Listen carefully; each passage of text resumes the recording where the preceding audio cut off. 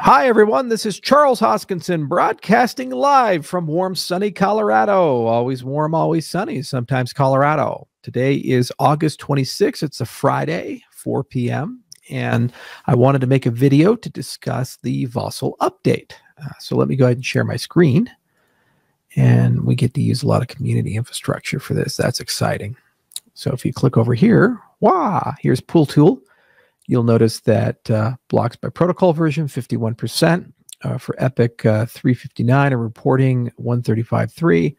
Relays are at 62%. Reporting version's about 67%. All the network stats look really, really good. Propagation times look good. If you take a look at the relay centers, they all look good. All things considered, 97% synchronization, holding pretty steady. Nothing problematic. Pool Tool is looking solid. If you take a look at our checklist here that Nigel just put up, he said known downstream components, 1.35.3 is released, DB Sync 1304 is released, Wallet Backend is released, Rosetta is released, Serialization Library is ready, Token Registry is ready, Omigos is ready, GraphQL is ready, Explorer is ready, downstream components. The DETL is released for consumers, so this is not the SPOs, but for you guys, 135.3 is expected on the 31st. And BlockFost is waiting for some environments. There was a particular bug that we just discovered, missing block on 135 with freshly generated operating certificate. Doesn't look too bad. And here's the entire log for it. So we're triaging that at the moment, but so far so good. And no Sev 1 to 3 bugs. Those are the kinds of things that would delay or stop a hard fork, like things discovered in 135 and 135 1 and 2. 9 Sev 4, and there's a few Sev outstanding. These are small bugs and issues like issues with the command line and so forth. So that's not a hard fork blocker. Then these are similar statistics that we have here, some things on the dApps and so forth. So the next major lift is to get the exchanges on board. Binance is reporting that they're currently upgrading by volume. I think they're about 30-40% of the Cardano trade volume, and others like Kraken, Coinbase, and so forth tend to follow along. Generally, what happens is that after a hard fork date is announced, you see a big rush and people push through. So what is probably going to occur is that once we hit that golden 75% of the SPOs, and 3 to 5 of the major exchanges by volume, the top 3, top 5 are upgraded or are in the process of upgrading. A hard fork date will be set, and then the rest of the exchanges feel the urgency and they start upgrading. It's really hard to get them otherwise. They tend to need a little bit of a push for that.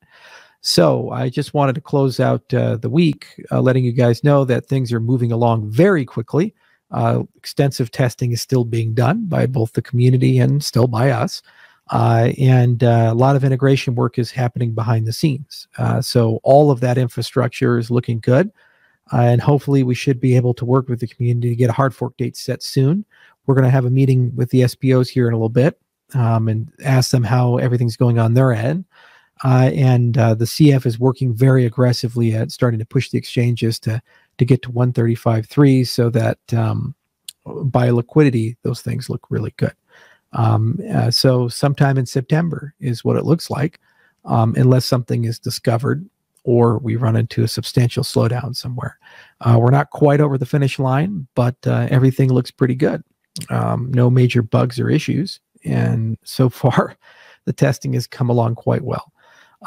Some things on the horizon to look out for, in particular, SIP 47, which is a formalization of what we're doing right now with 75% of the SPOs upgrading. And there's going to be several other SIPs that are written quickly that relate to things like key management and the voting process and the update proposal and how these things work. So those are going to be projects throughout the remainder of the year as kind of precursors to the Voltaire age. I will be at Stanford next week, flying out there on Saturday. And hopefully I should have a lot to say about our input endorser specification. The scientists spent this entire week with Ben Beckman, our chief architect, basically following up what they already started doing at Scotland a few months ago. And hopefully we should have some form of proto specification that we can start translating into SIPs. So things are looking pretty good. We just released the Mithral repository. It's the product of 12 sprints, 24 weeks of development effort. And the first wallet, I think, to integrate that once it's commercial ready will be Lace. Right now, we're starting the process of rolling that out to SPOs on the testnet, pre-production, and there's a lot more to do on that, but it's real exciting code. So highly recommend check my Twitter feed. I went ahead and tweeted out a link to the GitHub repo for Mithral. Also, Hydra is still coming along quite well. So we're making great progress on Basho. Basho is Sidechain's Mithral, Hydra, and a lot of the specification work that we're doing for things like IE, input endorsers. So there you go. Thank you, everybody. Cheers.